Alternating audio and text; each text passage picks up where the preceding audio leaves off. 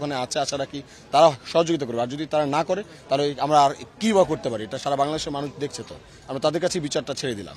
এবং আপনারা জানেন যে ওখানে যে ঘটনাটা ঘটেছে, যতটুকু আমি শুনলাম, আমরা সবাই এখানে যারা আছি আমরা সবাই জানলাম যে ওখানে একটা মানে শ্রমিকরা তো এতদিন আমাদের সঙ্গে আন্দোলন করছিল, তারা আমাদের সাথে একত্রতা প্রকাশ করে তারা আমাদের সঙ্গে আন্দোলন করছে এবং তারা কিন্তু বাসগুলো বন্ধ রেখেছে, তারা আমাদেরকে সর্বাত্মক সহযোগিতা করছিল। কিন্তু আজকে যেটা হয়েছে, ওখানে একটা মানে তাদের ভাষ্যমতে একজন টোকাই সেখানে এসে শ্রমিকদের উপরে আগে হামলা করেছে, হাত দিয়েছে, তর্কাতর্কি করে হাত দিয়েছে। তারপর হচ্ছে শ্রমিকদের একটা অংশ তারা ক্ষিপ্ত হয়েছে, তারা ভেবেছে এটা ছাত্রদের একটা অংশ, সেই জন্য হচ্ছে তাদের মধ্যে একটা মিসকমিউনিকেশন হয়েছে, মিসআন্ডারস্ট্যান্ডিং হয়েছে। তারপর হচ্ছে দুই পক্ষের মধ্যে একটা শ্রমিকদের উপরে একটা শ্রমিক ভাইয়েরা তাদের উপরে একটা হামলা হয়তো করেছে। এখন এটাকে আমাদের শিক্ষার্থীরা যারা বলছে এটাকে হামলা বলছেন, তারা বলছে এটা মিসকমিউনিকেশন। আসলে কতটুকু মিসকমিউনিকেশন নাকি এটা কোনো চক্রান্ত, এটা আমরা পুলিশ প্রশাসনের উপরে ছেড়ে দিলাম। আপনারা এটা খোঁজ খবর নেন, তদন্ত করেন, আমাদেরকে সত্য জানান দেন এবং আমরা এটা উপযুক্ত বিচার চাচ্ছি।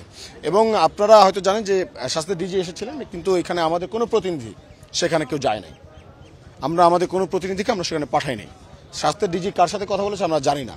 সো আমরা তার মানে আমরা আসলে অভিজ্ঞতার আলোকেই জানি, রেল আন্দোলন করেছি, ওখানে কি হয়েছে না হয়েছে সেটা আমরা জানি, কার কতটুকু সীমাবদ্ধতা আছে, কতটুকু কে করতে পারবে সেটা আমরা বুঝি।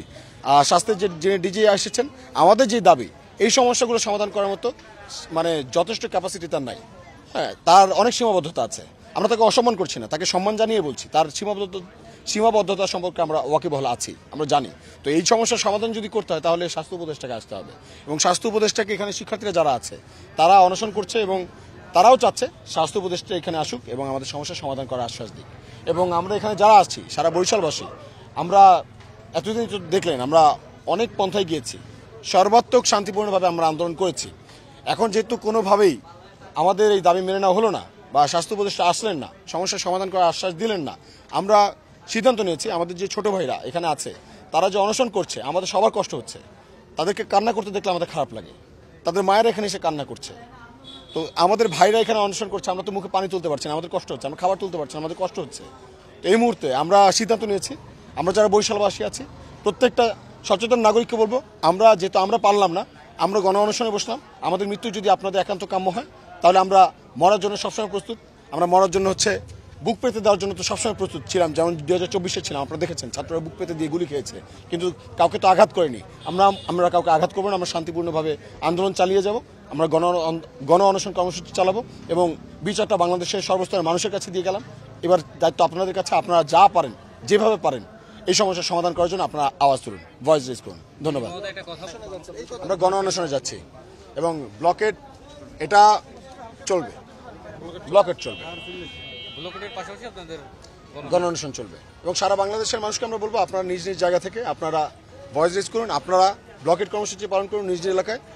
আর যদি সম্ভব হয় আপনাদের যদি অন্য কোনো তরিকা জানা থাকে বা অন্য কোনো কৌশল যদি জানা থাকে, আপনারা সবাই এসে আমাদেরকে সহযোগিতা করুন। আমরা চাচ্ছি আমাদের এই সমস্যার সমাধান হোক। আমরা আমাদের ছোট ভাই বোনদের কষ্ট সহ্য করতে পারছি না, আমাদের খারাপ লাগছে, মায়েরা কান্না করছে, ওরা কিছু খাচ্ছে না, আমরা অনেক চেষ্টা করছি, আসলে ওদের স্পিরিটকে আমাদের সম্মান জানাতেই হবে। তো যেহেতু আমাদের ভাইদের এখানে অনশন করছে, আমরা কোনোভাবেই ওদের কি অবস্থা রেখে আমরা পানি মুখে দিতে পারছি না, পানি মুখে তুলতে পারছি না, খাবার মুখে তুলতে পারছি না। যেহেতু তুলতে পারছি না, সবাই মিলে এখন অনশন করবো। যেহেতু স্বাস্থ্য উপদেষ্টা চাচ্ছেন যে মানে তিনি কোনোভাবে কেয়ার করছেন না, মানুষের প্রাণ গেলে তার কিছু আসে যায় না, তো আমরা সবাই মিলে অনশন কর্মসূচি করব এবং দেখি কতগুলো প্রাণ গেলে সে আসে এবং সারা বাংলাদেশের মানুষ আসলে তার বিচার কতটুকু করে।